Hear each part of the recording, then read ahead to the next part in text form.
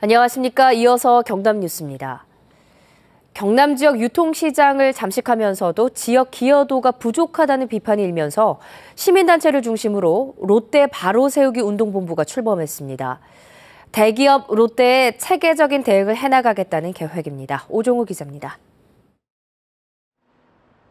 17년 전 완료됐어야 할 김해관광 유통단지. 롯데의 시간 끌기 속에 사업은 계속 지연됐고 지역 주민들은 당초 약속이 지켜질지 걱정해야 할 형편입니다. 관광유통단지가 원래 계획대로 진행하는 것이 일반적인 일인데 이거를 저희들이 부탁을 하고 있다는 게 안타까울 따름입니다. 자치단체는 도로건설 등 지역 수건 사업을 요구했지만 롯데는 묵묵부답입니다. 이 같은 대기업 롯데에 대응하기 위한 롯데 바로 세우기 운동본부가 발족했습니다. 운동본부는 롯데의 문제점을 바로 알리고 지역 소상공인 보호를 위해 독점 규제나 유통 관련 조례 제정을 우선적으로 마련하기로 했습니다. 롯데가 워낙 큰 기업이거든요. 워낙 우리를 무시해서 롯데는 지금 지켜보고 있습니다. 아마 1년 가나 안 가나. 이 같은 시민단체의 움직임에 롯데의 대응도 주목됩니다. 큰 틀에서는 기존의 계획대로 검토를 하고 있는 거고요. 검토 과정에서 이제 일부 시설들이 변경될 수도 있고 아닐 수도 있고.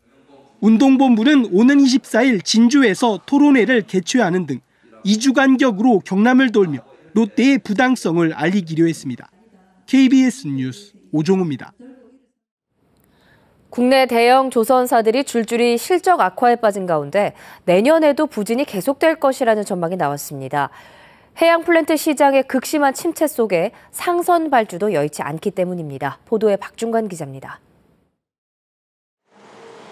올 들어 지난 9월까지 현대중공업의 조선과 해양 플랜트 수주액은 60억 달러, 지난해 같은 기간 110억 달러에 비해서 45%나 줄었습니다.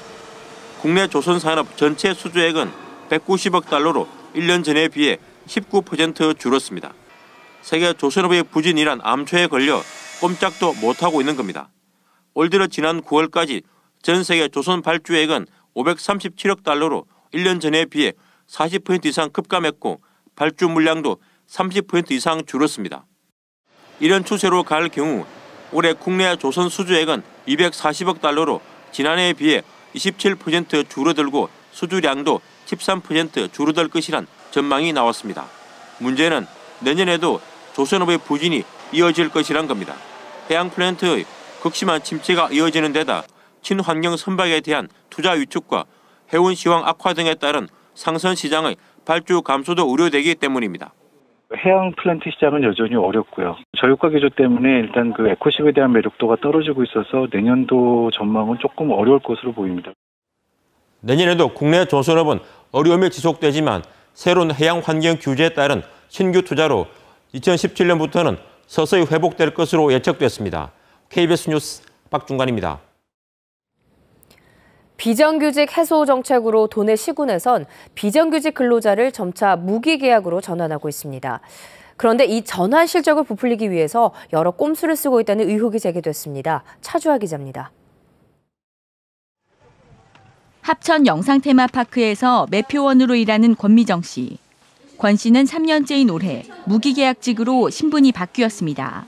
다른 곳을 이렇게 그걸 해봐야 하나 하는 그런 불안감이 컸기 때문에 일을 해도 재미가 없었어요. 마음의 여유가 생겼으니까 뭔 일을 해도 재미있는 것 같고. 자치단체는 지난 2013년부터 상시 업무를 맡은 비정규직 근로자를 무기계약직으로 바꾸고 있습니다. 경남 시군 가운데 14곳이 전환율 100%를 달성했습니다. 그런데 애초에 전환 대상자를 줄여서 실적을 부풀렸다는 의혹이 제기되고 있습니다. 시군의 공개 자료를 보면 전환 대상자가 20명 이하인 곳이 14개 시군이고 거제는 대상자가 아예 없습니다. 하지만 의령군이 공개한 전환 대상자는 정부 권고 지침의 10분의 1도 안 되는 등 11개 시군이 정부 기준과 차이가 컸습니다. 일부 자치단체는 예산 범위에서 인원을 정하다 보니 오류가 빚어졌다고 해명했습니다. 전달 입력했을 때 그 대상자하고 계획 인원이 혼동이 돼서 지금 실제로 가능한 계획 인원만 비율이 작은 것 같습니다. 그러니까 지자체에서는 예산이 실제로 없는데 인건비도 모자란 상황에서 더 전환하기가 좀 힘든 상황 그런 것도 있고요. 경남 지역 자치단체에서 일하는 비정규직 근로자는 5천여 명. 정부는 공공부문이 먼저 비정규직을 해소하겠다고 했지만 시군에서는 생색내기에 그치고 있습니다. KBS 뉴스 차주입니다.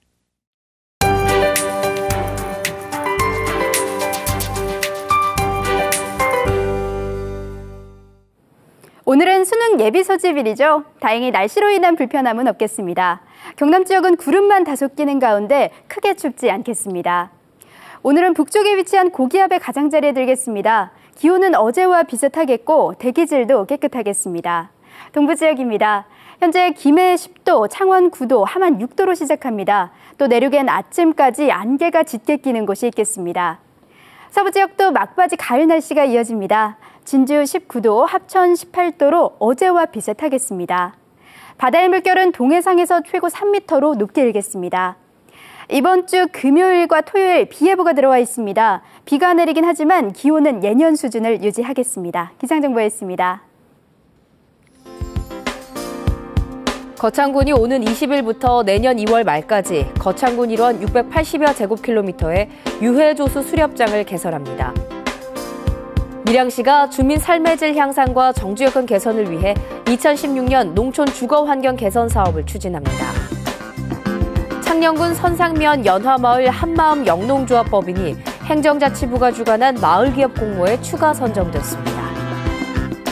사천시가 공군 제3훈련비행단 방음벽에 한국항공우주산업의 비행기 조형물을 설치하는 공군부대 방음벽 경관 개선 사업을 시작했습니다. 산불 발생 방지를 위해 오는 16일부터 다음 달 15일까지 지리산 탐방로 일부 구간 출입이 통제됩니다.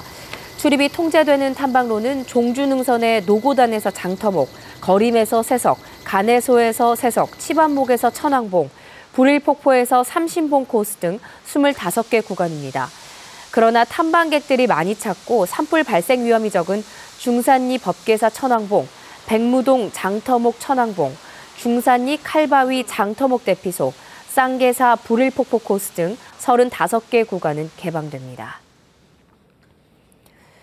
올해 들어 지난달까지 경남 117 학교폭력 신고센터에 모두 4,200여 건이 접수됐습니다. 피해 유형은 폭행이 32.4%로 가장 많았고 모욕과 명예훼손이 31.6%, 학교폭력에 대한 상담 등이 13.6%로 뒤를 이었습니다. 월별로는 새 학년이 시작된 이후인 4월 587건, 5월엔 570건으로 신고가 많았습니다. 진주시는 시의원이 소유한 상평동 한 공장 건물 불법 중축과 관련해 원상복구 조치 등 제재를 했다고 밝혔습니다. 해당 건축물은 전체 공장 면적 265제곱미터 가운데 69제곱미터 부분이 불법 증축된 것으로 진주시는 해당 부분에 대한 철거 통보와 이를 지키지 않을 경우 이행 강제금을 부과하겠다고 밝혔습니다. 이에 대해 해당 시의원은 지난 2002년 공장 건물을 매입하기 전 소유주에 의해 불법 증축이 이루어졌다며 문제가 된 부분은 바로잡겠다고 해명했습니다.